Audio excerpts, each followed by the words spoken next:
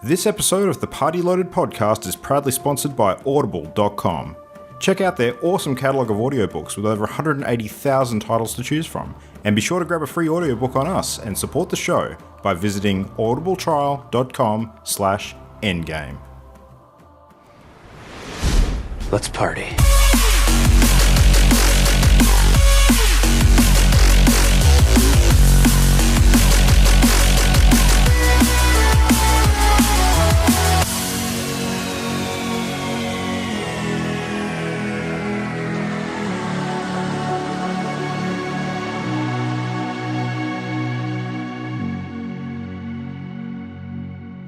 Hey everyone, guess what? It is time for Party Loaded. It is Wednesday, the 12th of July. We are back again, back in the saddle to chat about video games for another fun eve. And I'm joined as per usual with, well, not the entire team tonight. We have a Jam and we have an Ollie. Hey guys, how you doing? Hola. Hello. Mimo is out doing studious stuffs, so we will get on without her tonight. But that's all right, because we've got some fun stuff to talk about. And bit of gaming this week, bit of new gaming, bit of, old gaming, I guess, in a way. So let's kick off with that. Jam, let's throw to you first, because you kind of got real excited about this when we first fired it up, getting back into a bit of flavoured Minecraft, I'll probably call it. Not as excited as Imogen. We happened to be online. Who was it? 4 of us. Luke, Imogen, me, Mark, a friend. Mm-hmm. And someone mentioned Sky Factory earlier in the day. I'm sure it was Imogen, because she's been the one who's been watching all of the Let's Plays, been super keen to play it. And we realised, wait a minute, Mark knows about setting up servers and junk. And we managed to get it working at about... She's been watching Achievement Hunter, I think. They've been doing a bit of that lately. Yeah. He had a crack and we all downloaded it. Now, we went through AT Launcher, so we were playing Sky Factory 2, and we got it working about 9:30 p.m. Mm-hmm. And I think we played till, 2 a.m.? Oh, yeah, I was in bed after 2. Yeah. Yep. Guys are super cool. But it was so much fun. Ollie, have you seen much about it? Nope. So you start... So we should mention up front, empty... it's a Minecraft mod, so it's the sort of thing that you need to... There's a little bit of work It's like a million mods in one. Yeah. You So start it's like Feed the Beast and stuff like that. Sort of. I think it is actually part of Feed the Beast, actually, because it's available through Curse Gaming, who I think Feed the Beast was as well. So, yeah, I don't know. I'm a little hazy on the whole, design team behind it, but yeah. So it's a mod pack. You start in an empty map on a tree that's on a dirt block, and that's it. That's everything in the universe. No ground, no water, you're in the sky. Oh. Yep. So it's the old Skyblocks mod. And you seems like that. Punch away and you hope that you get a sapling out of that first tree and the wood. You plant the sapling, then you lay the wood out to start making a platform around your thing. The tree can also drop some apples for your hunger, and you build out from there. You start crafting with the wood and you get silkworms from the tree, so then you can start sort of infecting some of the trees with the silkworms to... I don't know how that worked, but it dropped silk instead of the usual stuff. And then slowly you can build a composter, and if you put enough plant material in there, you can create a block of dirt. And then that block of dirt can be sifted with silk to drop other gubs. Yeah. So, yeah, you just, there's this really interesting progression. We didn't get too far, and then the next day we realised we should have gone Sky Factory 3 through the Twitch app. So that's our next job. But it was so much fun. Ollie, the way you make the saplings speed up their growth is you twerk them. You just got to you basically crouch hump the tree. up and down really fast. So when there's nothing else to do and you're just waiting for saplings to grow, everyone's going up and down, up and down, up and down. Now, we did not capture video, but we should have, because it would have been the funniest looking scene you've ever imagined in Minecraft. People just standing around these little twigs in the ground, literally just trying to hump them into life. Very Rumpelstiltskin. So when we get Sky Factory 3 working, we need to probably record that, because, that was some funny shit. And we got quite far. Imogen was all over the more complex crafting progression. She was, sifting dirt and taking the rocks out of it and making cobble bricks and then smashing them with a hammer to get different ores and clay or something. Okay. And then she was trying to add the clay to the water so that she could make a Kiln, I can't even remember. We were just like, okay, we'll punch trees. Yeah. The whole journey So of it is discovery. much more involved. Oh yeah. So Oh yeah. involved. It gets so complex. Well, You end up having to automate. Like you go through different ages. You get to a stone age where you've actually, because getting dirt and then therefore stone is so time consuming. Once you automate it, you hit the stone age and you're automatically producing cobblestone blocks from like these little automated devices that you can create. So essentially, But because there's we're nowhere near there yet. because there's no actual world below to mine your basic resources from, the way they've structured the mods is that there's tons of new items added to the game. Like a lot of them are sort of simple one block machines that allow you to sort of automate certain things. But it seems to all be designed around ways to give you the raw materials that you would normally just find out in the world. So, like lava, for instance, being a classic example, source. to actually get lava in this game, which you're thinking, okay, I start off with a single block of dirt and a tree in the sky. How the hell do I get from that to lava? Well, the way you get from that is that you need to basically, get enough porcelain type dust out of dirt and fire that up in a kiln and build like a cooking device that you can actually cook sand in to the point where it heats up and creates like hot rocks and lava, and it's super involved, but it's really interesting. And I've looked at some of the end game kind of materials that you get in this, and there's some crazy shit. Like you can get empowered elytra wings that allow you to do crazy things, like slime boots that allow you to walk on different surfaces. You can get weighted boots that allow you to sort of go underwater and behave like you're on land, like you don't sort of float kind of thing. There's X-ray goggles that you can actually craft if you get all some of the high-end items. It's ridiculous. It looks like a ton of fun, but I think it definitely adds some length to the game because of the time involved in getting all the stuff you need. Yeah, working as a team certainly seems like one of the good ways to go, and we had a good you time. need to allocate tasks. Otherwise, everyone's focused on one thing, and if no one's got the overview, you've realised suddenly one thing hasn't been attended to and everyone's waiting for it. But it's so cool. It's such a clever idea, and I can't wait to play more. Yeah. Sounds like the next level up of the old Skyblocks mod. She's kind of cool. Yeah. A lot of sort of fun machinery items as well. So if you're into the whole redstone aspect of Minecraft, like creating, a Rube Goldberg sort of machine. Yeah, exactly, like me. And this will be your wet dream. Basically, there's just tons of new stuff. So, yeah, that's good. Yeah, looking forward to that. It was, a little sad that we kind of worked out we used the old version instead of the new version. So, the world that we created, essentially, we're going to have to start from scratch again. But, it was still only fun. a few hours. Yeah, that's right. Yeah, we'll have another 2 a.m. finish at some point, I'm sure. Maybe on the weekend. We'll see. Yeah. But, that was cool. Distracted me briefly from the other game that I started this week, which, as I think I mentioned last time we recorded, I was keen to jump in and play a bit of Wolfenstein: The New Order after picking that up on the Steam sales.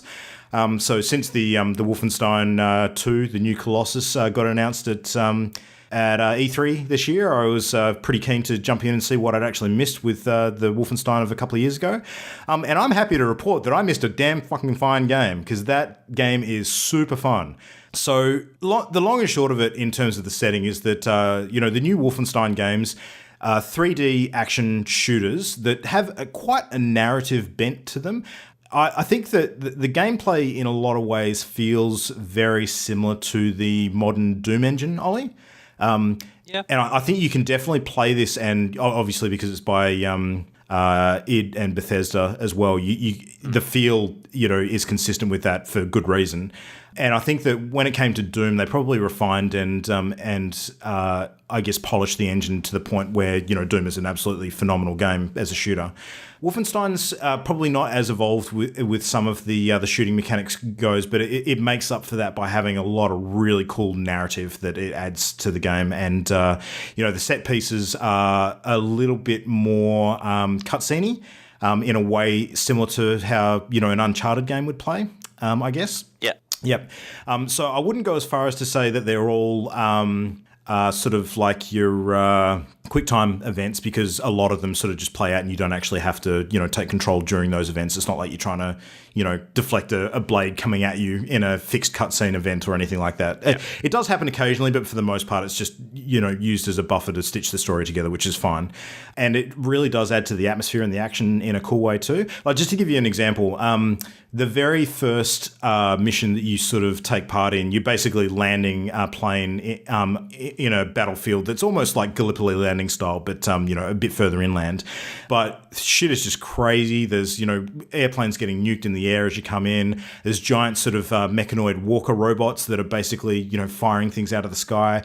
And you spend a good first part of the game actually trying to disentangle yourself from the wreckage and get things working again, so you can actually fire turret guns at these huge mechanoid dog beasts that are rampaging around the lines trying to kill all of the guys that you've got trying to take their trenches. And it kind of goes on from there. So the setting is very much like a modern, it's like a Weird War II sort of simulation where it's kind of what happens if the Nazis win due to having a huge technological advantage. So if you think of the Nazis from Captain America, the First Avenger, where they're all powered by the Tesseract technology, it's kind of like that, but without magic. So it's all high tech. It's all sort of experimentation on human subjects. No magic involved that I've seen yet, but there's a lot of biomechanical constructs and things like that. So it's super cool.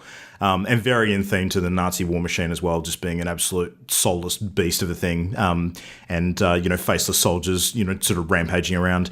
So the character that you play is a US Marine by the name of BJ Blazkowicz, and he's kind of what you would think as like almost like your vanilla sort of action hero type Marine.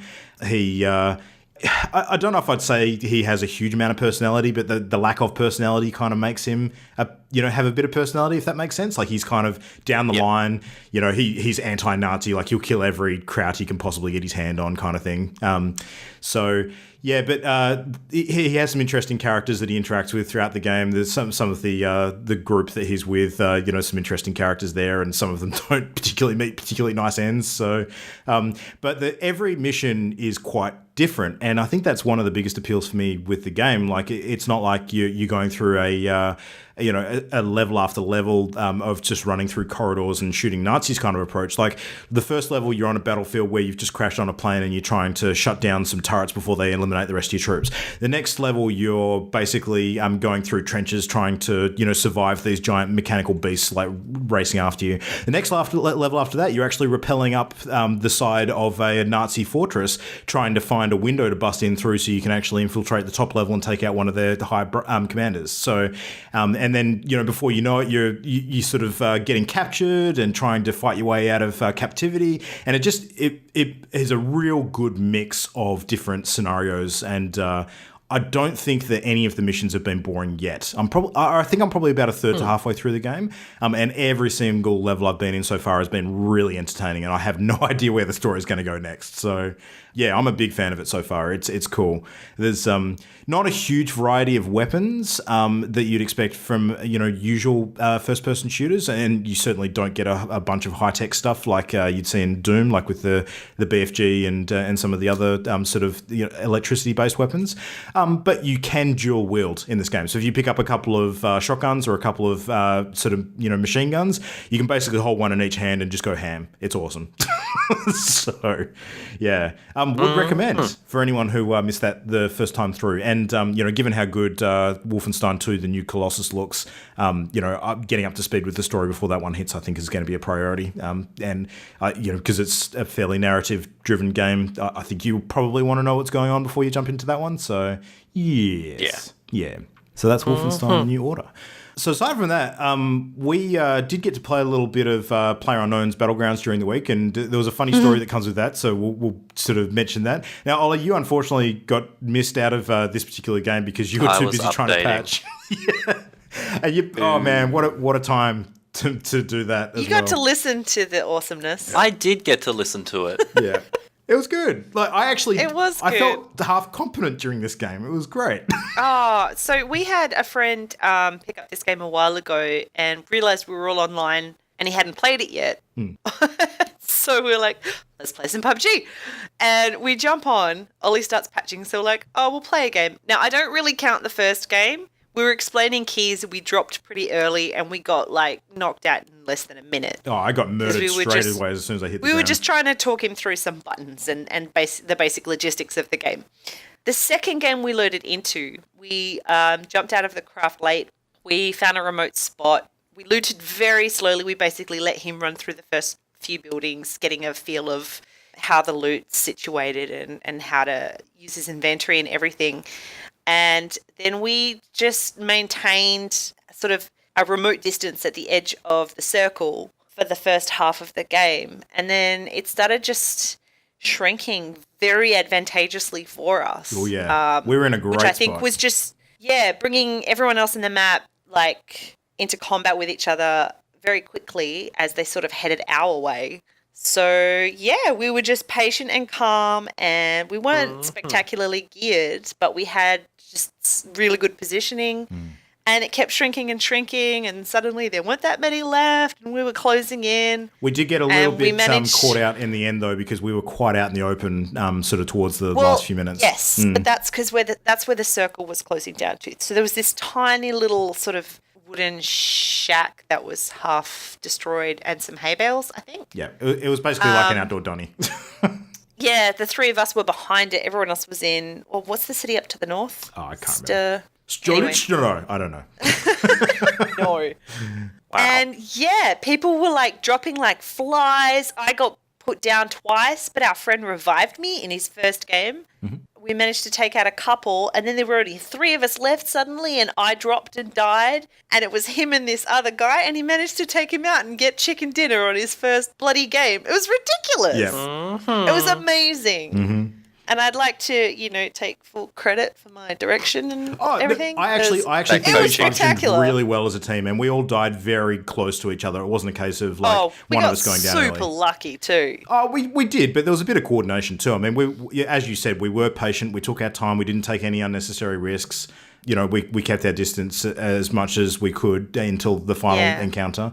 And, playing it safe in that game, it's certainly not as exciting as getting involved in a firefight within your first 5 minutes. But gets you results, yeah, if you want to win.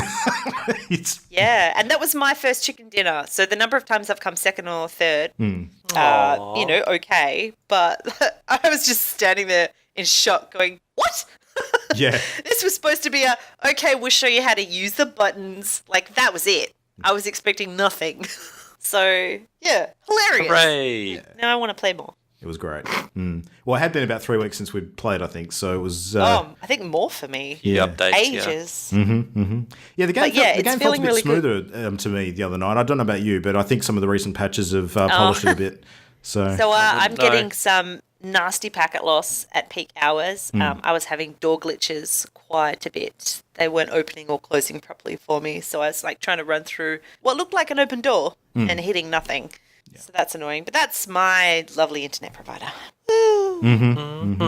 And a little bit of Overwatch fun this week as well, which you had a funny story during the week to relate. So Mayhem, we're all in love with Mayhem still. Oh, and such a good mode. I heart Orisa so much. She is so fantastic in Mayhem. So I'm almost always playing her when we jump on. And I had the honour dubious of being called Cancer with a love heart from the other team at the end of the game because they were like, holy shit, Orisa, what the hell? Mm-hmm. So, they added the love heart, which was really sweet.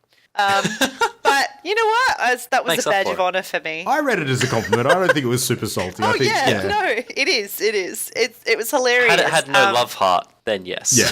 I know. Well, the first thing they said was Orisa MVP of that team. And I went, what? Mm-hmm. Did they have an Orisa? And then I realised they were talking about us. Because we lost, but we fought valiantly. I love the close games in Mayhem. They go forever, but you just, you get so absorbed into it. It's brilliant. So, I'm loving it. We played a little more earlier tonight. It's the best. I don't think I'll not be playing Orisa for a while unless someone's keen to try her out. Stick with her. You're good with her. And yeah, speaking of Orisa and her natural counterpart, that'll lead us nicely into the news for the week. We have Doomfist is finally hitting Overwatch. Can I just say I'm super salty about the timing of this announcement compared to how we talked about it last week? Because as I was editing the episode, I was just like, shit, this is out of date already. Yeah. So yeah, Doomfist, he's the 25th hero. He's had a cool little video put out with him punching a wall many times. There's been an actual developer update video showing a bit of gameplay footage, and he looks pretty badass. Luke, you're very excited to play him. So go on, tell us about him. I like playing aggressive characters that get into the thick of things because I'm impatient and like to thump stuff. So this guy's going to... Like your keyboard. Says the Farrah. Oh, yeah. Well, Farrah's a little different, but she is still quite aggressive.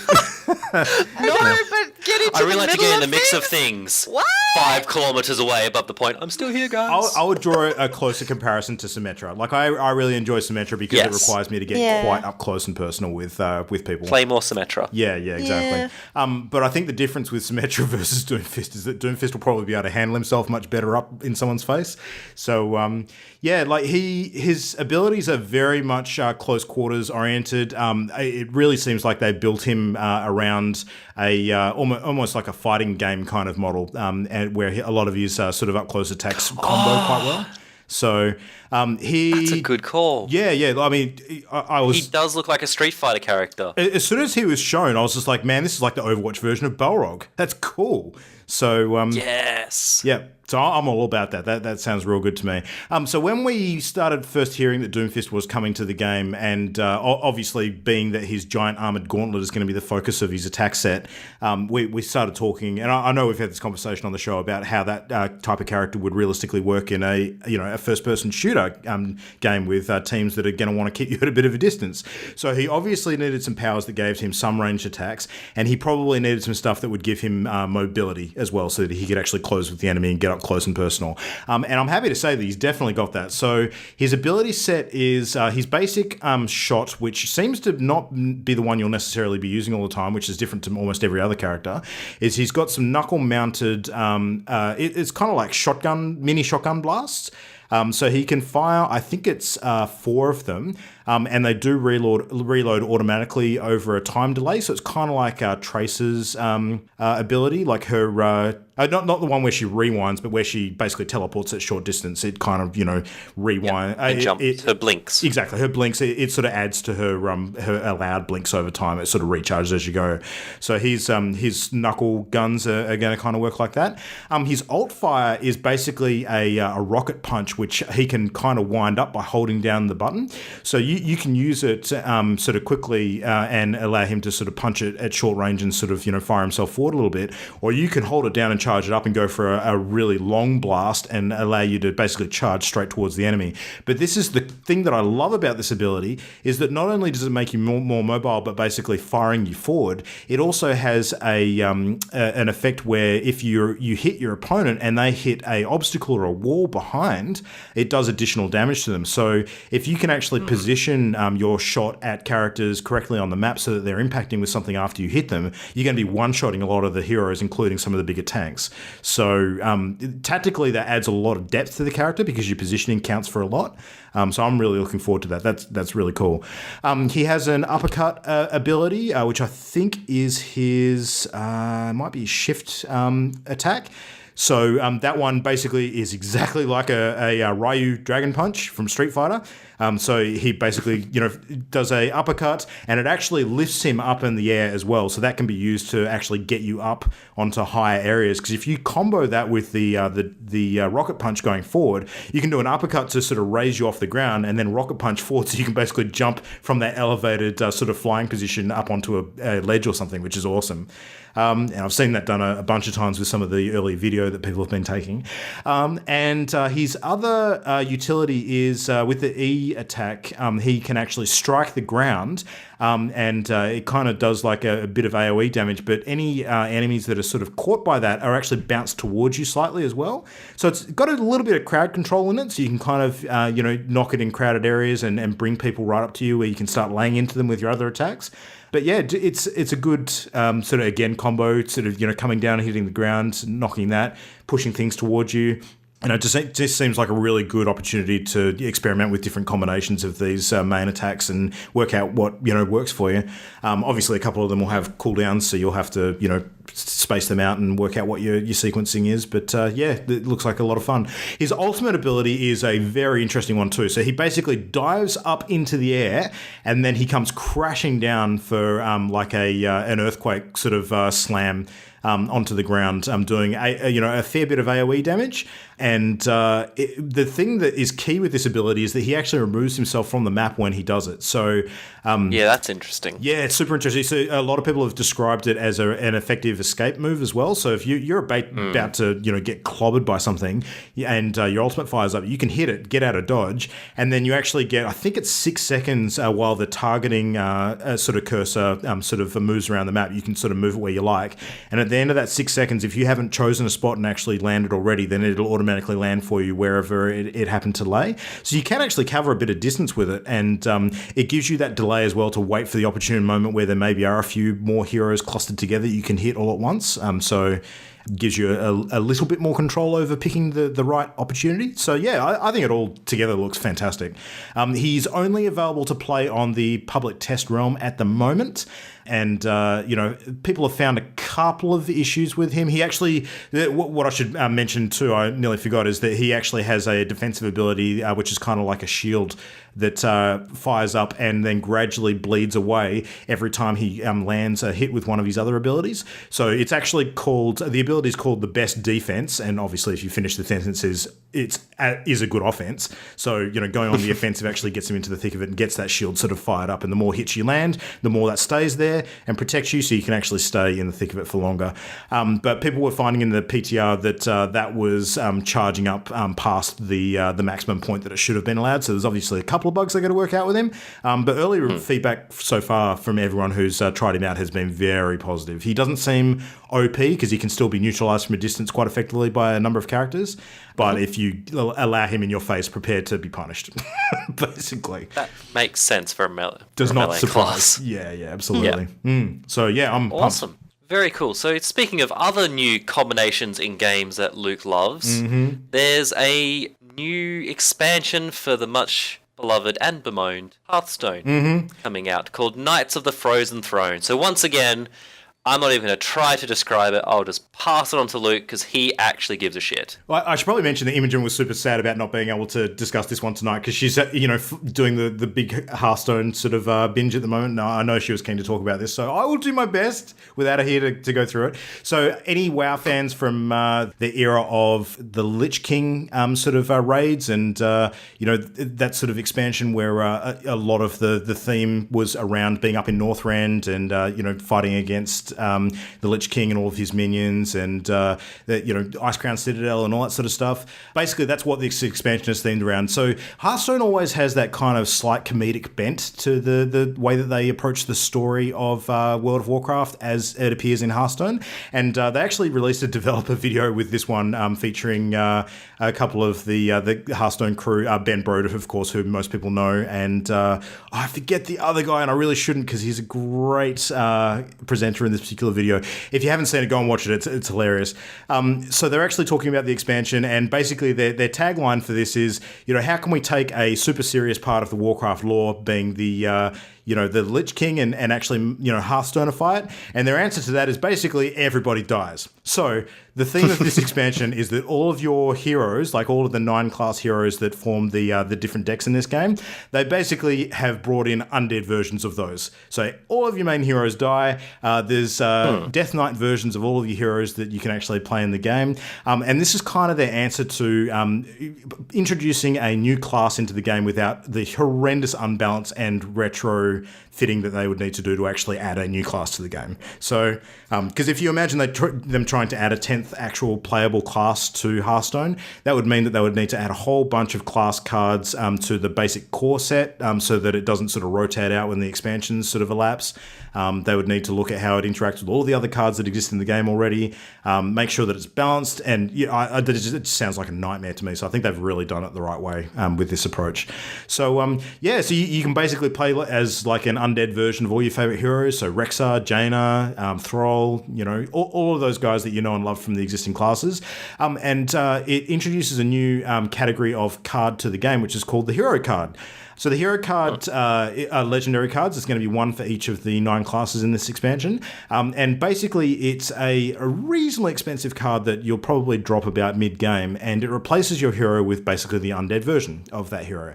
It has an immediate effect, so a lot of these hero cards have like a battle cry effect. And to use one as an example, they've only actually revealed one so far, which is the Hunter one. So Rexxar comes back as Deathstalker Rexxar. When you play him as a 6-mana hero card, he does 2 damage to all enemy minions on the board. So it's almost like the Hunter hero power that just basically happens immediately against all enemy minions.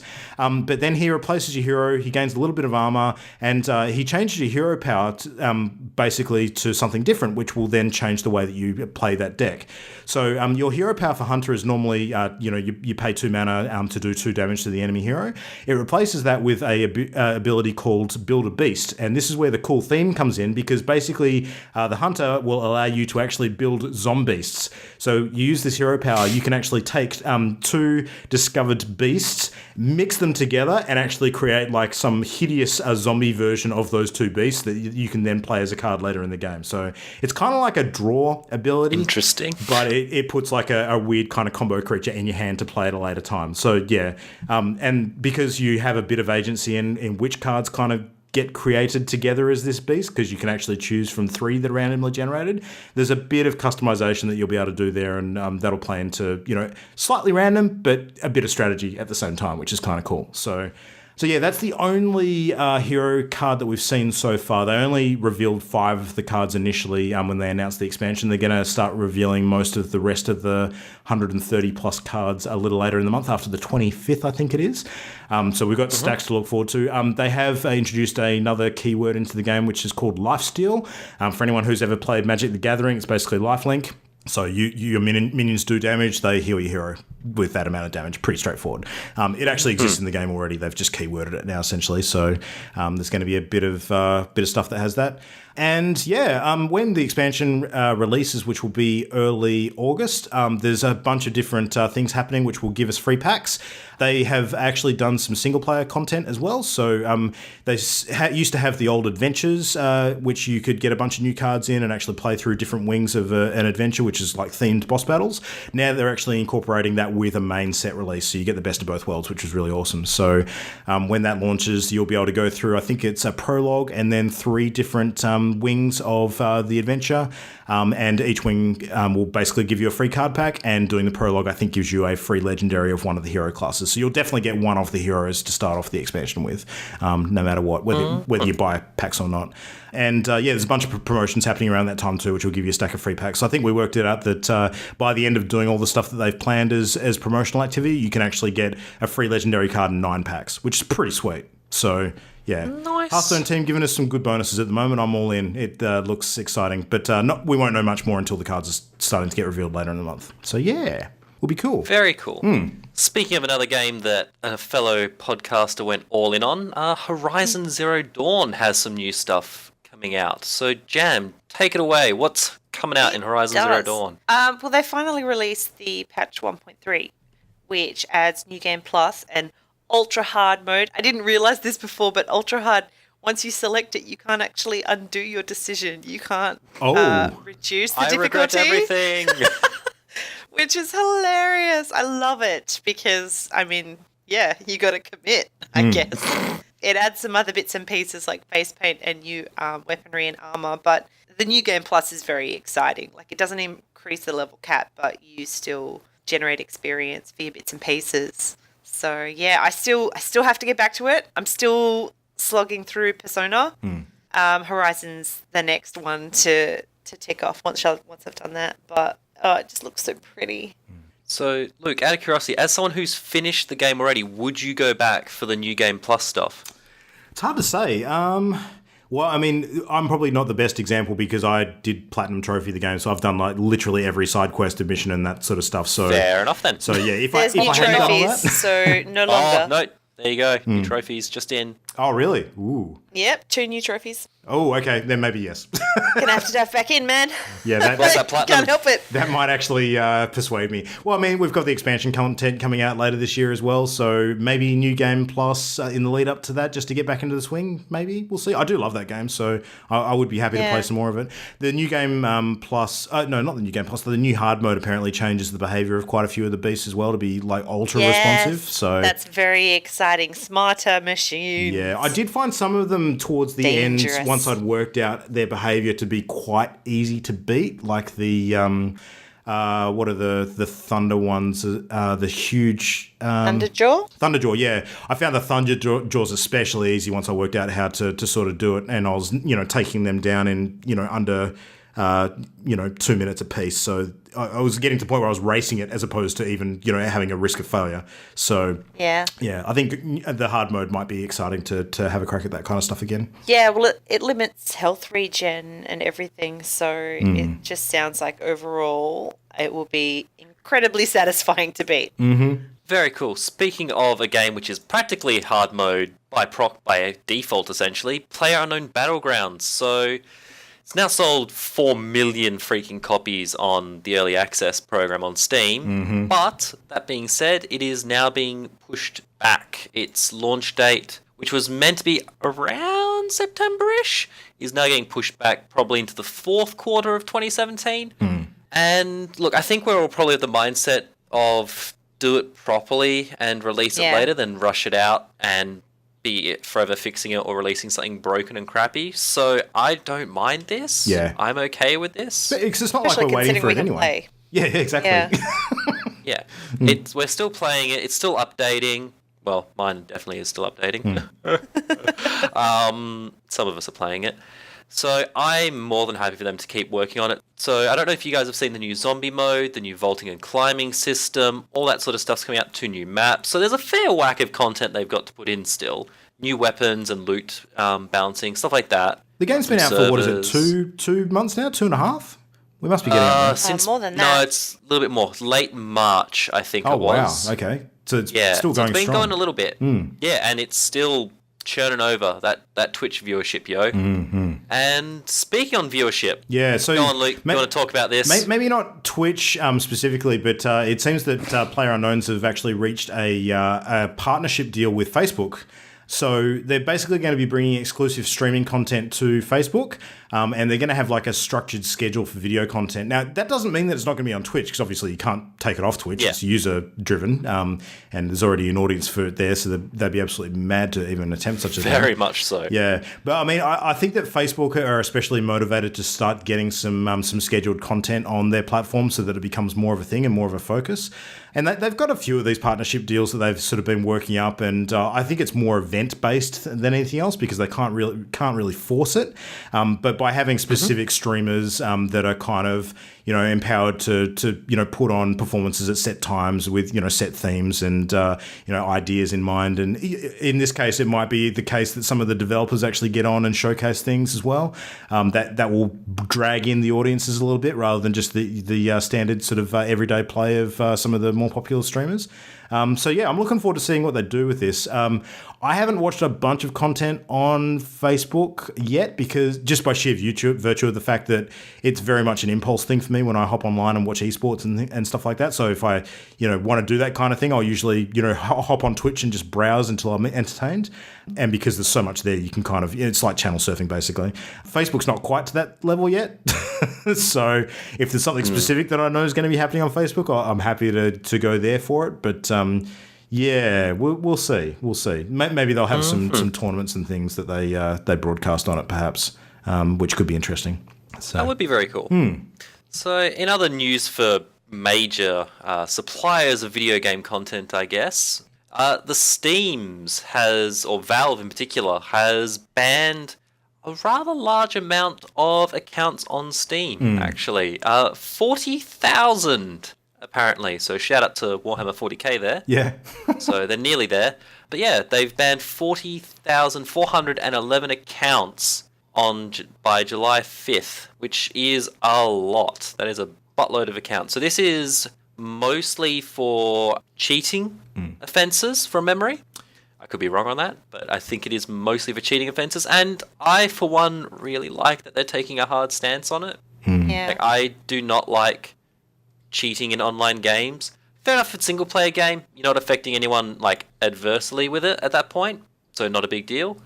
But as soon as you start affecting other people with your cheaty doodles, then yeah, I'm not so much a fan. So this was an interesting one coming through, and it's nice to see that the stat is that large. It's also very annoying that the stat is that large. But I guess when you compare it to the millions of players on Steam, it's a drop in the ocean, essentially. We probably wouldn't have even found out about it if it wasn't for the fact that services like Steam Spy sort of, use some of the data that, pulls from Steam to, because their storefront's pretty secretive. Like, they don't tend to give a lot away. So people often use Steam Spy to find out what games are trending in sales and other stuff that's going on. So, they actually were able to pull out the figures for the number of account bans per day and see the huge spike. And the spike was in line with the end of the summer sale as well. So the going sort of discussion around it is that in addition to the game cheats, what they've actually done is they've gotten rid of a lot of the account cheats that tend to sign up multiple accounts so they can take advantage of a lot of the cheap copies of games that are on offer. So they often, get multiple accounts started up in order to, look at what hacks they can use on some of those games because they can, get multiple copies of those bits of software cheaply. So they, testing it doesn't cost a stack of money. And then, of course, they, make that money back when their cheats actually, get tested, find loopholes, and then start to do it en masse. So, yeah. But it's good for all, legitimate users and people who play games and don't want to get fucked with that this is happening. So, yeah, it's good. Yeah. I, for one, am okay with cheaters being banned. Yep. Probably time to move into tonight's main topic, and thought we'd talk about something a little different tonight and something that's pretty fun because I think we all have some fairly strong feelings about this one. So we want to talk about boss battles tonight, and this is a reasonably appropriate topic given some things going on at the moment. Cuphead, something we've spoken a fair bit about recently, and that is a game that we're all looking forward to in the near future that is almost based around the idea of chained boss battles. So, the ability to go in and play against, particularly themed, challenging sort of combats is something that's not new. Some games tend to, focus their efforts around it almost exclusively. And I, for one, am a huge fan of boss battles. How about you two? Is it something you look forward to? Depends. Yeah, it's very dependent. I've had some amazing boss battles and some not so great ones. So very hit and mix for me. Very hit and mix. Yeah. Well, I mean, there's some games that are famous for it because it's absolutely the focus of the game, like Shadow of the Colossus being a good example. I was about to say Shadow of the Colossus. Yeah. I mean, there are no regular battles in that game. It's all boss battles, isn't it? Every single one of them. It is all boss battles. God of War is the other one that comes to mind as well for just boss battles being one of the big draw cards. Yeah, absolutely. And the new God of War looks like it's going to be maybe not quite as much in that direction, but definitely have some pretty impressive stuff to look forward to. But it's good. It's good fun. I think.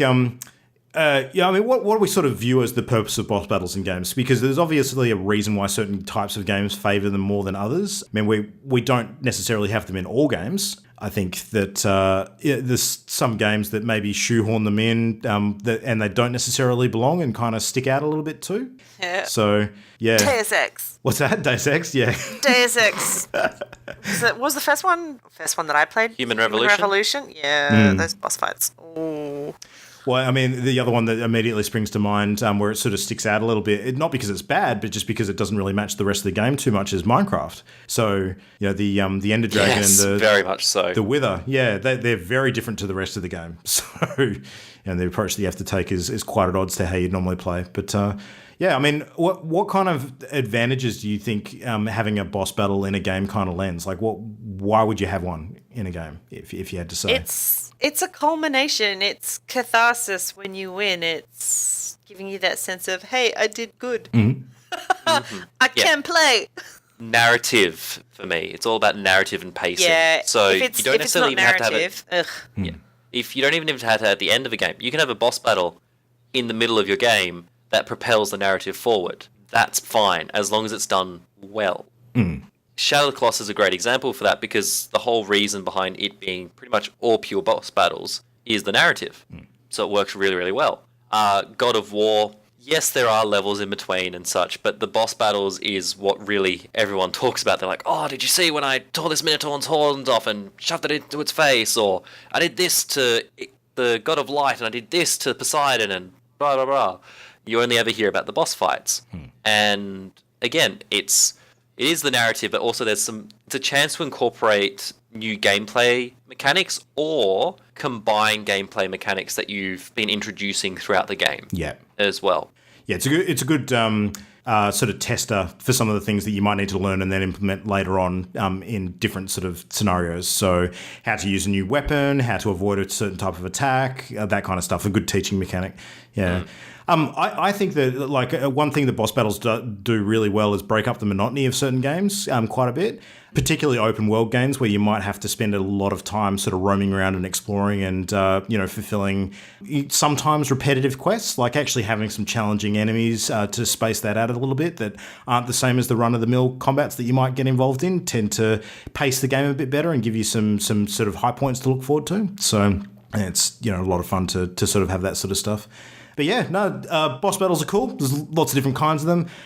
So just whiz through some of the basic kinds of boss battles, because then we're going to talk about some of our favourites, and this will kind of relate to where they sit in the grand hierarchy of things. So now, mini bosses is probably the first one that I'd bring up. Now, when I think of mini bosses, one of the first games that springs to mind for me is the Mega Man series.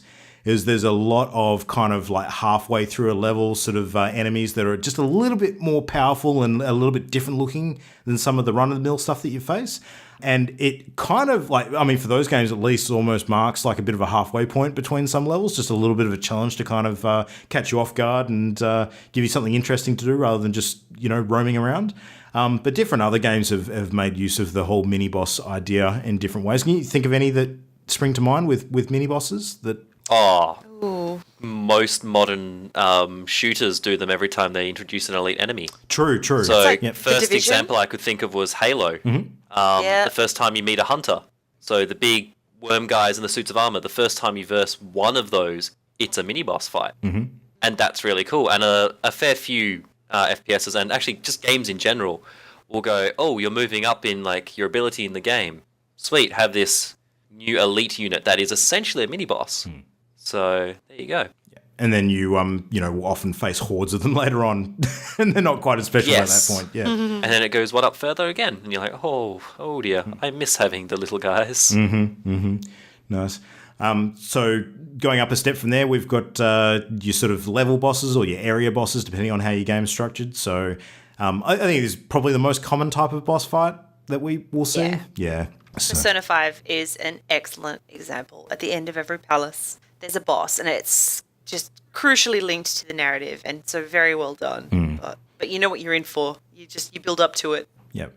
And sometimes, the game is built in a way that those bosses follow a particular sequence, so you'll always fight one before the other. Some of them, I think, you tend to get a bit more agency in terms of what order you approach them in. I mean, a good recent example of that, of course, is Legend of Zelda Breath of the Wild, where, there are some level or area bosses that you beat before going and taking on the final sort of battle at, Hyrule Castle. But the order that you approach those in is totally up to you. And you can actually really avoid all of them if you want to. I guess you're not really supposed to, but you can. Now, correct me if I'm wrong, Ollie, but isn't Dark Souls a bit like that as well, where you can kind of choose which areas you do in whatever order you want? Is that kind of how that's built? Or am I thinking... Kind of-ish, yeah, you can. A little bit, but not to the same degree. Nowhere near to the same degree. You can't just be like, I'm going to walk over to the end boss now. Yeah, you can't do that. Yeah. I mean, some games, I guess, kind of, give you a good reason to do them in a certain sequence. And I'll use the Mega Man analogy again because, when you're playing those games, you tend to get like a weapon upgrade for each boss that is really, really good against another particular boss. So if you, play the game effectively, you're pretty much going in the sequence that allows you to chain them. So, but I mean, some games do that, some games don't.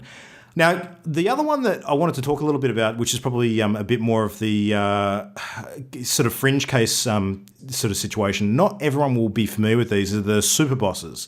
I know, Jam, you'll be familiar with these because you played Dragon Age Inquisition. Yeah. And the super bosses in that game are effectively the dragons, like all of the ones that aren't part of the main narrative. Yep. Yeah. So, if I was to categorize these, it would be kind of like super bosses are the optional bosses that you don't have to fight, but usually protect a major bit of equipment or bit of game content that you probably want to do for the sake of completion or to give you an advantage later in game in a different manner. Oh, another classic example for any Final Fantasy fans out there, Final Fantasy VII, the Ruby and Emerald weapons. They're like situated in different out-of-the-way positions on that map, and they are ridiculously hardcore. If you manage to beat them, you get some seriously good items that help you sort of navigate the rest of the endgame better. But you can totally ignore them. You don't have to fight them at all. Horizon Zero Dawn, Crucibles. Yeah, that's another good example. Yeah, so you can do those or not at the risk of missing out on some potential advantages if you don't. The common thread that I see with a lot of the super bosses is that I think that they tend to be quite a bit harder than your standard level bosses because, like, people don't have to get frustrated by them in order to progress in the game. So they can make them a bit harder for that reason. Like, they don't have to kind of, stop progression because people can just skirt around them. So, yeah. And then the next probably obvious one is we got the final bosses. So, the ones that are kind of like the big climactic end to the game or, sometimes a little bit not, depending on the game we're talking about. Some of them set themselves up as the final bosses and then you discover that they're not the final bosses. There's a secret thing that you didn't know about. Yeah, it's like the Marvel post-credits scene that you weren't expecting. So that's kind of the basics. So what mechanics do you tend to see in a lot of these different types? So Ollie, let's start with you. What mechanics are some of the ones that you see pop up quite frequently? Oh, for me, the old classic spawn the additional mobs or minions. Mm-hmm. So not only do you have to battle this giant uber beast or this really tough enemy, it then spawns little bastards all around it and they attack you as well. Yeah. And they just make the fight harder because not only then do you have to kill them or they kill you, and then the big bad guy is throwing fireballs at your face at the same time. You're like, well, this is just peachy. Mm-hmm. So additional mobs is one of the mechanics you tend to see a lot of. And it's not always just like little tiny mobs. Sometimes it's those super big elite mobs that you've only just encountered and you're like, oh great, now I get to fight them and a boss. Fantastic. Mm-hmm. I think a good example of that is World of Warcraft or a lot of other MMO raid type scenarios because you're very rarely up against just one entity during those huge raid boss fights. Yeah, usually a bunch of shit. Jan, what about you? I'd have to say the repetition. Mm-hmm. So you witness an attack, figure out how they're moving, find the little key thing you have to do to get a hit on the dude, and then you have to do it 3 times. That knocks him down a segment, then his attacks change up. So you have to figure it out again and then do it 3 times. It's just, the repetition, it's popular because I guess it's easy to create a boss fight that way, but my God, is it boring. Mm-hmm. It feels like padding. It's mind-numbing. And yeah, why are you wasting my time?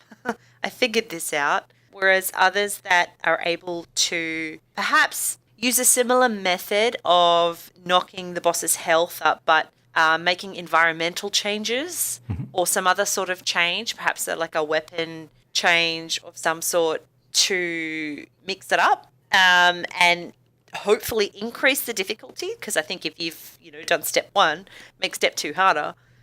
They're much more fun. I know in the Jak and Daxter games, in Jak 2 in particular, the boss fights were lots of fun because, sure, overall you were trying to do the same thing most of the time, to knock down a segment of health off the boss, but they'd managed to change it up, and it would be with a variety of things, like environmental changes, changing the boss's attack pattern more frequently, or different mob spawnings, or a mix of those, and changing, like the environmental changes are sometimes just like a huge shifting of the platform you're on or something like that. They were always really fun to do, and you always felt like very victorious when you succeeded. Yeah. I love boss encounters that are totally unpredictable, but they're just super rare. I don't think there's nearly enough of them. And from a design perspective, I understand. Like you were saying a second ago, to be able to code that kind of variation, I think would be quite difficult and time intensive. So you almost inevitably certainly get more complex. Yeah, exactly. Yeah. I mean, in its place, you'll almost always get the different phased approach to, the boss, starts off and then he gets angrier and then he gets angrier and he changes his attacks and then he gets angrier, and speeds up and does more damage and all that sort of stuff. And now you've unleashed his final form. Yeah, exactly. Or you haven't, and there's some hack, stupid cutscene when, even though you were utterly dominating him and there's no way, you're suddenly 3 times the distance from him and he makes a quick getaway. And you're like, God damn it. Fine, narrative, do that, whatever. Yeah. One of the things I tend to find that happens a lot with boss battles too is it tends to lock you in a sort of finite space as well. Yeah. So, in games where you're often sort of moving around and traveling through a level, like when you get to the boss fight, it's very uncommon that you will actually move from that spot. Like you'll usually be locked into a room or in a particular zone, and that very tightly controlled environment sort of forms part of the challenge. But what I love are games that kind of, upset the status quo and don't do that, and you're actually on the move trying to fight this thing. Yes. And those ones almost turn into a bit of a situation where, like, the boss fight itself is almost like a level as opposed to just an encounter. So there's one I can think of from Yakuza 0, actually, which I loved, which is you actually, you're in a high-speed car chase, and the boss battle is basically like a helicopter with a dude with a rocket launcher on it, basically trying to, shoot at your vehicle and blow you off the road as you're going along. And you're trying to shoot at the dude in the chopper as well as fending off other guys that are coming up in cars behind you, shooting at you as well. And so, the whole thing is very different to how you'd normally play the game. It's like a custom level just for that particular encounter, where, the driving and shooting at the same time mechanics are something you're not really used to doing anywhere else. But it's not boring at all because you're totally always moving. You're not locked into one position. There's a lot of different ways you can sort of approach that battle, and it's really quite a climactic kind of scene as well, which is good. So Jack 2 has a good example of that too. I think the first time you're fighting Baron Praxis, you're ascending the outside of this, I think it's a castle, some tall building thing, and he's in his little spaceship. So he's shooting at you, and you're trying to dodge and shoot back, but also there's this essentially what's an obstacle course of mobs and lasers and platform jumping and all sorts of stuff. So the whole thing, it's the same, and it's done so well. Yeah. Because it's engaging, and you don't get bored. You're not stuck looking at the same scenery. You're not stuck doing the same thing. It changes it up constantly, which is always engaging. Yeah. Nice. Well, I guess rather than going through a whole bunch more different mechanics, we'll probably get to quite a few of the mechanics as we talk about some of our favourites. So let's kick into that. So, Ollie, if you had to pick like your top 3 boss battles of all time, what sort of stuff would you go to? Alrighty, so this is actually really difficult for me. So I have to preface, these are not necessarily my favourite games, but they're the boss battles that I enjoyed when I was playing these games. Because there are better games with worse boss battles. So these are some of the boss battles that stuck out for me in particular. So the first one for me that I really liked was the Reaper fight in Mass Effect 3, and I should preface which one this is. So giant fucking spoiler alert for anyone who hasn't played Mass Effect 3. 1, what's wrong with you? And 2, well, I'm about to spoil a fight. So if you don't like that, skip a few minutes. But yes. And I guess that probably is a caveat for every single one of the things we're about to describe. Absolutely. So if you hear a game, you're like, oh, I was looking forward to playing that, just skip like 5 or so minutes maybe, or a couple minutes ahead. Probably a smart idea. So yeah, the Reaper fight in Mass Effect 3, and the one in particular I'm talking about is the one where you have to fight it using the orbital laser. So the reason I like this fight in particular is because it's a multi-stage fight. So first off, you are in a vehicle, you're in a turret section, and then it will lead off onto a foot section. And for the first 2 games, like, man, these are big, horrible things. Oh God, these are terrifying. And now you're like, no, I can take this. I've got this. And it was a really nice turnaround moment where you're not like, oh, suddenly these guys are easy or anything. God, no. Like, these are still hardcore motherfuckers that will instantly kill you if your laser hits them. Oh, sorry, their laser hits you. It is a one-shot kill. And not only is it cool new gameplay mechanics, you have to do the targeting laser. It's not too much repetition, which is why I liked it. It wasn't a lot of that just, here's the same thing over again. Here's the same thing over again. And the other reason, it had a very good narrative, what's the word I'm looking for? Narrative punctuation, I guess, for a lack of a better term. Because not only do you get to revisit the Geth, because now they're being controlled by it, you then also have the fleet that's in orbit that you're allies with now, and they're helping you out, and everyone's all like coming together to beat this thing, and it's not just you on the ground. Yeah, it's all about that. And so then having the cool little mini cutscene of like all the ships just pounding the crap out of it with ship-bound lasers and guns to a ground target is just, Yeah. so good. You're like, yes. was The main good. reason why I love that boss battle as well, because that's definitely one of my favorites from that series. It is the pivotal moment where Shepard, like you as the main character, basically decides enough is enough. It's time to take the fight to them. Get fucked. You're gonna die. Yeah, So exactly. Yeah. It's a narrative turning point, which I really liked. Yeah. And then, just cool mechanics that I enjoyed. A nice bit of variety, but it wasn't just like, now this, now this, now this. And it was a nice mix. So that's my first pick. Should I go through all of mine, or do we want to alternate through? No, I think we go through all of them each. So if you want to go through your other two, we'll go that way. My next one then. The Soul of Cinder in Dark Souls 3. This guy was an asshole. So Dark Souls is a game which is all about mini-boss battles and actual boss battles as well. I think at some point there is something like, I want to say like 40 or 50 bosses across the 3 games. It is fucking silly. That's a huge appeal. It's insane. And this guy, the really cool thing, so Dark Souls likes its multi-phase fights. So the first third or half or quarter of a fight will play out differently, because a lot of Dark Souls is learning the pattern that the baddies attack in, and the timing of it, and working around the timing of it. You're using your Eustace flasks to heal up when you do stuff up, and managing your resources of stamina and whatnot quite well. With this guy, so not only is he one of the towards the end bosses, again, sorry, spoilers, I really enjoyed, because he's a bit of a throwback. So the first half of his fight is fairly different. It's a bit mixture of swords and spears and stuff like that. A few magic bits and whatnot. But his second half is actually the exact same fight patterns as one of the bosses in Dark Souls 1. Ooh. And I was like, wait a minute. It is as he chopped me in half. But then I remembered. I'm like, oh yeah, this is awesome. So that was really cool. I really liked that they, because there's a thematic reason for it as well that I won't go into, why his attack patterns are like that. So if you haven't played Dark Souls 1, then it will be a bit of a loop. If you have played Dark Souls 1, you'll be like, oh yeah, this is actually pretty cool. So no, I really enjoyed it for that, because not only is it as a hard as dicks boss fight, but it's a very rewarding one, because if you have played that earlier game, you get that reward of, hey, you beat him then, guess what? Now you can learn from that experience, buddy. Good on you. And it was very therapeutic in that regards, because the first half took me a while to learn and master. I'm like, oh, okay, cool.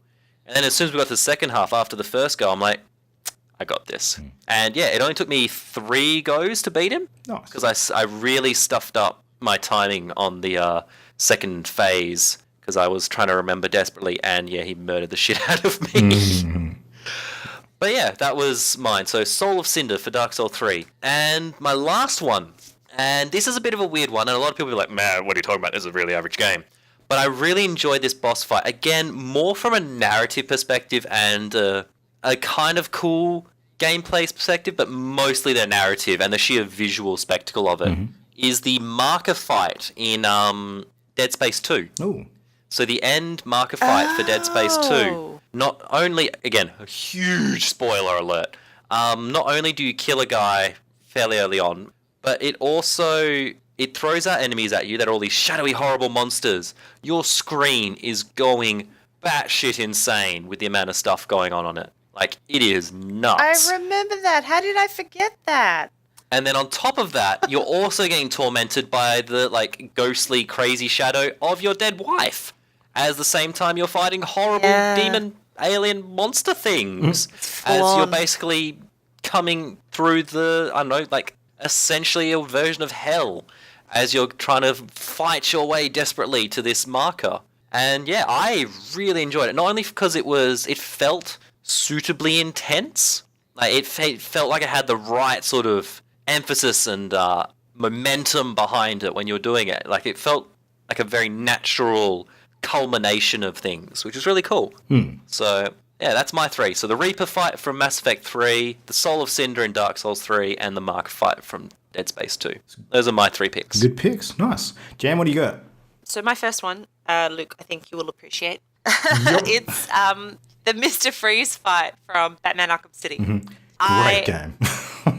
So good. And I just remember being stunned, again, because I get, frustrated at repetition, at how well they programmed that fight. You're stuck in this big-ass laboratory, and you've got pretty much one move that you have that can cause damage to him, but it requires you to incapacitate him first.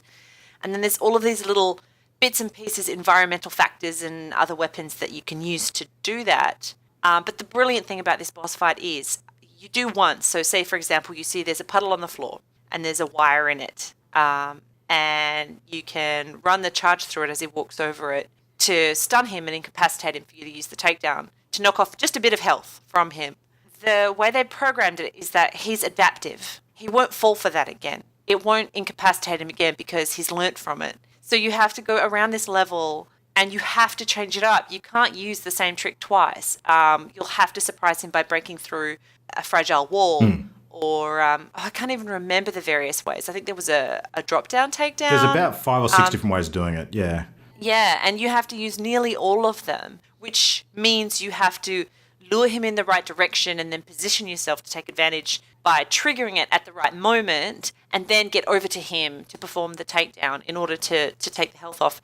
It was so good because it was complex and challenging and just, I found it very impressive and I loved it. I remember thinking, geez, I don't think I've felt this satisfied by the variety of options I have in a boss fight in a long time. And that was a while ago now, but it still stands out. It's very good. My second one, now I don't know if you'll think this qualifies, and massive spoilers for Far Cry 3 here, just in case anyone's thinking of playing it.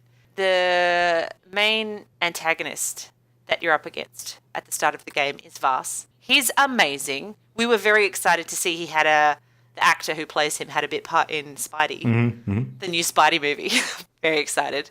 So enigmatic, so charismatic, completely nuts. His dialogue's fascinating. Every moment that he's on screen, you're captivated. And then halfway through the game, you encounter him and suddenly it's incredibly trippy. You get stabbed, you start hallucinating, and you're fighting him, but you're not fighting him, and you're... Oh, yeah, I know the sequence. It doesn't take long, and you don't do a lot. It's not hugely interactive. Yeah, you kind of just shoot some shadowy versions of him, and that's about it, isn't it? Yeah, but there's some powerful moments of, oh my God, this person I've been struggling against this whole time, this big bad person, this absolute nutcase, maybe this is my chance to take him out. And you do. At the end of the game, he's tormenting you, he's taunting you, he's making jokes about you killing him, and then you manage to get the slip on him after he stops your hand with a knife by dropping it to your other hand. And you kill him. And it was such an incredible shock to me because this is halfway through the game. I thought this guy was going to be my nemesis for the whole length. It was so sudden too. I wasn't expecting it. And I was just so enthralled by him. I was actually a little disappointed for the second half of the game because he wasn't in it. But it was so well executed. It was just, again, you didn't have to do much. It wasn't a battle per se. Yeah. But this was a boss fight that had a huge impact on the game, a huge sense of catharsis because he'd just been absolutely tormenting you the whole time. And yeah, it was powerful. And I appreciate it for that reason. Even though I didn't have to do much, I didn't really have to fight him. It was excellent from a narrative perspective and very well executed. So yeah, I don't know if people would typically classify it as a boss battle. I've never played the game, but I did hop on YouTube and look at the footage of it after I knew you were going to be talking about it tonight, and I know exactly why you say that and what you're talking about. So, oh man, yeah. watch all of the cutscenes with him in it. Yeah, I did. In the lead up to that, Yep. he is outstanding. One of the best bad guys ever. So yeah, that was a big one for me. And then thirdly, it's kind of a collective, but Destiny bosses, the raid bosses. I only played 3, I think, and only 2 of them properly. Vault of Glass being my favorite, with Atheon at the end. Ooh, yes. They are just, I mean, they are what makes the game shine. They are so complex. You have to have such extraordinary versatility in your team. You have to cooperate so carefully and hit all of the conditions just so in order to bring them down. And it's epic. And it just takes sometimes so many attempts. It's phenomenal. The whole raid is a lead up to this fight. And that's challenging enough, getting through all of those sequences. But the boss fights themselves are superb. They are the epitome of difficulty and complexity. They are so satisfying when you finish it, unless you get a stupid dupe drop and you don't get the item that you want, or you get no item at all. Then it can be a bit frustrating. But fascinating. Absolutely fascinating. Because especially if the raid hasn't been out very long and your group's trying to get through it without any clues from the internet, so thrilling to just even beat another new little section and figure out one more tiny mechanic that contributes to the boss's defeat. Because the way they construct them, I mean, you always end up getting those extremely skilled players who manage to solo them in some instances. But to begin with, it's just, it seems insurmountable, and they are just the epitome of epic boss fights for me. Can't wait to play Destiny with all you all later in the year. It's going to be sweet. Yeah. Nice. Oh, wait. Luke, we don't have room. Sorry. We've To the got sound our of fire team. snapping What the controllers 50? across the internet. That's it. Yes. All right, well, we're running a little late, so I'll be brief with mine, even though I could potentially talk all night about them. The first one I'm going to mention is actually, for people who've been listening in recent episodes, you probably know my favourite game of all time is currently Super Metroid, and a couple of my favourite boss fights of all time actually sit within this game, which is part of the reason why it is that to me. Now, it's similar to... Actually, no, not similar to Ollie in that... the disconnect between sort of quality of game versus quality of bosses. The reason why I'm mentioning these two isn't necessarily because they're technically the best boss fights that I've ever done, because from a technical perspective, one of them in particular is a lot easier than a lot of the others that you might face, and therefore, you know, doesn't provide the level of depth that you might otherwise desire. But the reason why these two are kind of favourites of mine is because of the narrative role that they play within the game. So what I'm talking about is Ridley and Mother Brain. So Mother Brain is kind of like the big bad that exists in the first couple of Metroid games. And, you know, Mother Brain actually is pretty uninteresting in the very, very first original Metroid on NES, because it's a giant alien brain in a jar that basically commands an army of space pirates. And you crack open the side of the jar, you shoot it, you know, while sort of jumping around in a room full of platforms and moving lasers, and that's it. That's the whole boss fight. So it's not super, you know, exciting. In Super Metroid, though, it's turned up to 11 by the fact that you actually enter a room in the final area of the game, and you see Mother Brain again in this giant sort of, you know, holding tank. You use missiles to crack open the side of the tank, you shoot the brain into oblivion again, and you think, oh, I finished the game. It was the same boss fight as, you know, the original, but slightly more difficult because the room was a little bit trickier setup. Oh, no. There is this awesome narrative sequence that follows this, which is one of my highlights for the entire series. It's absolutely incredible. So basically the brain splats on the floor, and then all of a sudden out of it grows this giant sort of, you know, T-Rex style body, and this brain becomes this giant monster that starts obliterating you with this huge sort of laser.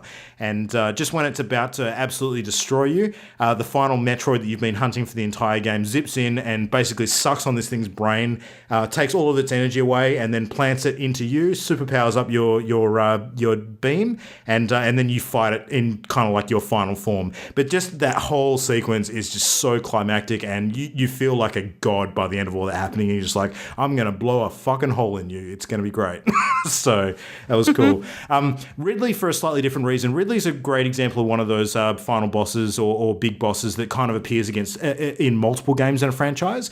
So there's this great sense of anticipation because you've almost been chasing this thing for multiple games, and the chance of actually sort of finally catching up to it and having that climactic battle is a big part of what drives it. And having recurring characters is something that I like quite a bit. So much so that this one actually appears in the very first scene of Super Metroid, and you're chasing it for virtually the entire game. And when you finally catch up to it and fight it, it's a bit of a special moment. And then it appears again in later games in the Prime series too, which is cool. My second pick, going to the Batman world, similar to Jam. So not Arkham City. I'm actually going to point out Arkham Asylum, which is the first of the Arkham games. Now, this one is actually the Scarecrow boss fight. Now, there's a similar sort of premise to this in Arkham City. They actually almost did like a version of this boss fight with Ra's al Ghul.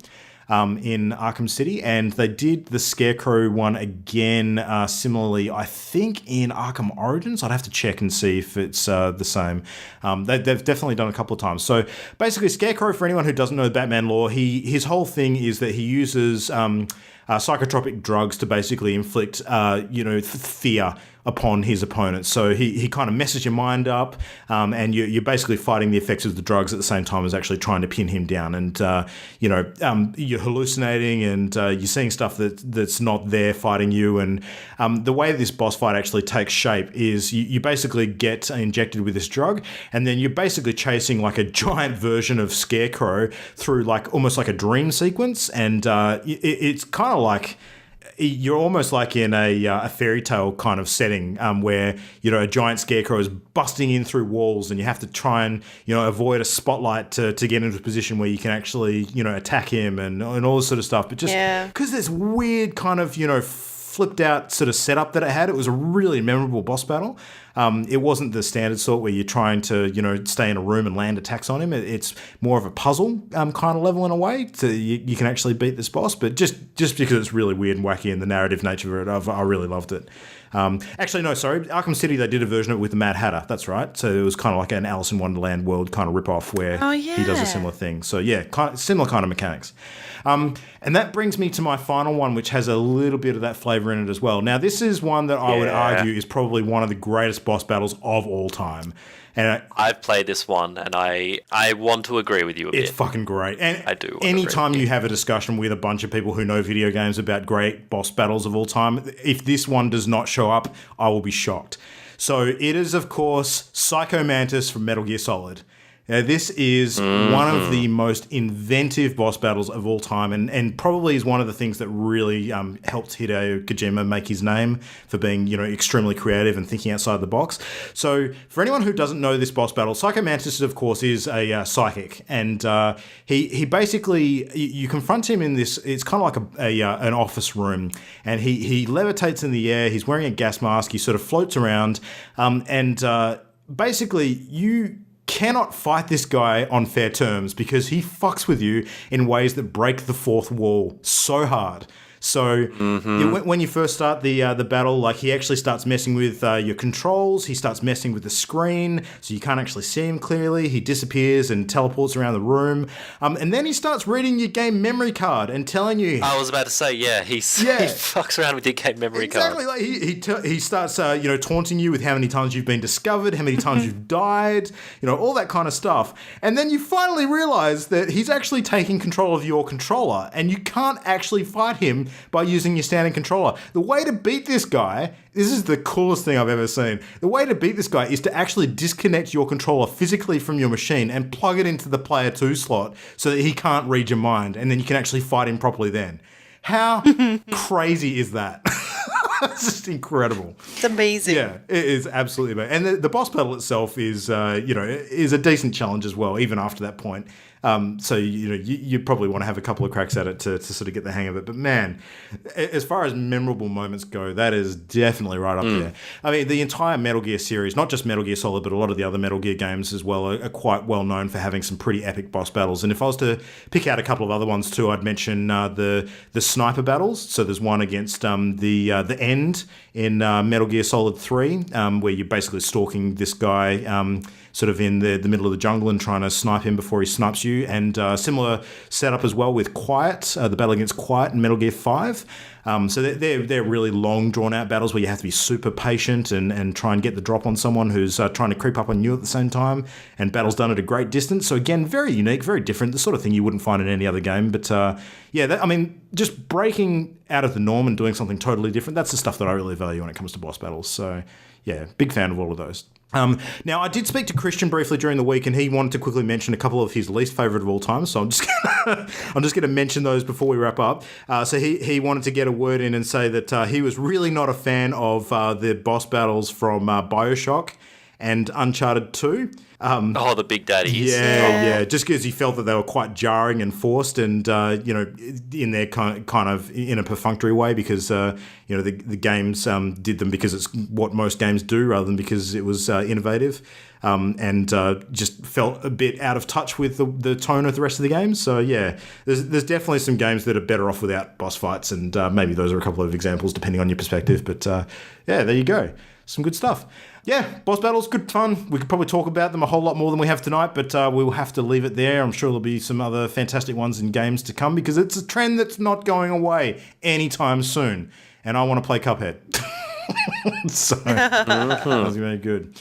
All right, well, anyway, to wrap things up there, because we are running late, if you want to get hold of us, you can do so in all the usual manners. So let us know what your favourite boss battles are. We would love to find out, and maybe check out some games that we haven't seen before for that reason. So head us at mail@partyloaded.com. We're also on Facebook, of course. You can find us on Twitter @partyloadedshow.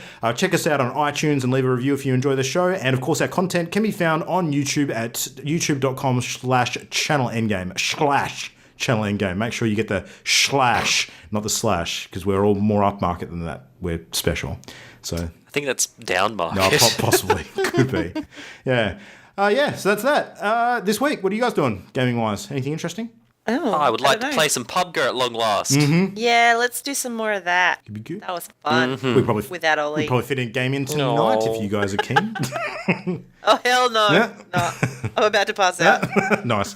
All right, well, Jam, I'm looking forward to pinning you down for some more Sky Factory later in the week, so let's book that in. Yes. Look that in. Done. Hop in, do some more of that action.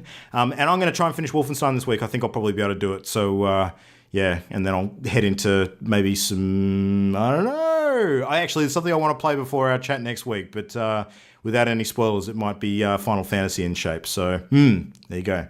Cool. So Mimo will be off again next week. We do have a guest coming on who may be familiar to a lot of our listeners if things go to plan. So some cool discussions to have there. But until next week, have a great week of gaming, and we'll catch you then. So bye for now. Bye. Goodbye. The Party Loaded podcast is a Channel Endgame production. For this and more great gaming content, bookmark channelendgame.com.